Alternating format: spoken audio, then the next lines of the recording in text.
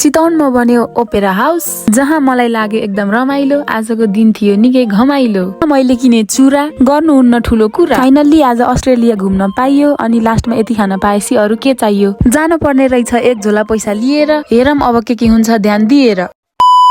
So hi guys, आज चाहिँ म र मेरो बहिनी अनि मेरो बहिनीको साथी भएर हामी गैंडाकोट महोत्सव गएको थियौँ घुम्नको लागि। यस्तो पोस्टर देखेर हामी चाहिँ जाने बित्तिकै त्यहाँ फोटो खिच्न बस्यौँ अनि पुरै खाली रहेछ। हामी जाँदा त हामी चाँडै पुगेर होला सायद। यो बल खेल्न चाहिँ कस्तो मजा आउने रहेछ। अनि हामीले चाहिँ यो अर्को पसलमा के सामानहरू हेर्न थाल्यौँ। यस्तै पसलको चिजहरू मात्रै हो कि फेरि केटीहरूलाई मनपर्ने चाहिँ। अनि मैले त्यो पसलमा एउटा मोती भएको त्यो चुराहरू ट्राई गरेको थिएँ, कस्तो राम्रो लागेर मैले किने। अनि यो अमिलो पसलबाट पनि मैले पिरो खालको दालमोट किने। अनि यो पसलमा चाहिँ यो बुनेको वाला किरिङ फ्लावरहरू कस्तो राम्रो रहेछ कि। नराम्रो केटीलाई सामान फ्री वाला पसलमा गएको, त्यहाँदेखि कस्तो राम्रो राम्रो सामान रहेछ। अनि दाइहरूले चाहिँ बहिनी इन्स्टामा फलो गरिदिनु है भन्नुभएको थियो। जलपरी हेर्न गएको, जलपरी ओपन हुने टाइम नै भएर रहेनछ। अनि यताउता हामी गेमहरूतिर गएको त सबै खाली सुनसान रहेछ स्टेजहरू पनि। अनि के गरौँ भएर लास्टै झ्याउ लागेर त्यहाँ हामी चाहिँ फोटो भिडियो बनाउन थाल्यौँ। अनि अलि उता गएपछि त हामी अस्ट्रेलिया पुग्यौँ गाइज। अस्ट्रेलियाको भिजा रिजेक्ट भयो नि, अब नो टेन्सन। अनि त्यहाँ चाहिँ अस्ट्रेलियाको गाईको दुधबाट बनाएको खुरौनी पनि रहेछ। अनि कस्तो हुँदो रहेछ भनेर चाखेको, हामीलाई चाहिँ कस्तो मिठो लाग्यो। अनि मैले चाहिँ कति धेरै खाएँ, तर अलि पातलो थियो। अनि यो खुरौनी पसलको साइडमा चाहिँ चौरी गाईमाथि फोटो खिच्ने चलन कति धेरै रहेछ, सबैजना चढेर रहेछन्। अनि म पनि के कम भनेर मलाई पनि रहर लाग्यो।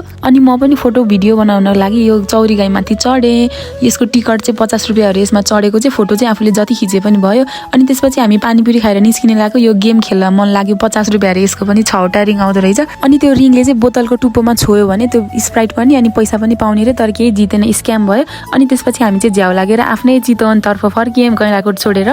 अनि हाम्रै नारायणीतिर गएर ससेज मोमो खायौँ। त्यो मोमो चाहिँ हामीले पोखरा बस पार्कमा खाएको टपरी मोमो, त्यहाँ चाहिँ एकदम भिड हुन्छ जहिले पनि। त्यहाँ खानालाई एकदम प्याक भएको भएर हामीले चाहिँ अटोमै खाँदै गयौँ। अनि यो प्लान्ट पनि मैले त्यहाँ महोत्सवमा किनेको थिएँ। अनि त्यसको लागि गमला ल्याएको थिएँ अनि घरमा ल्याएर रोपेँ। त्यही हो कहानी। By by guys.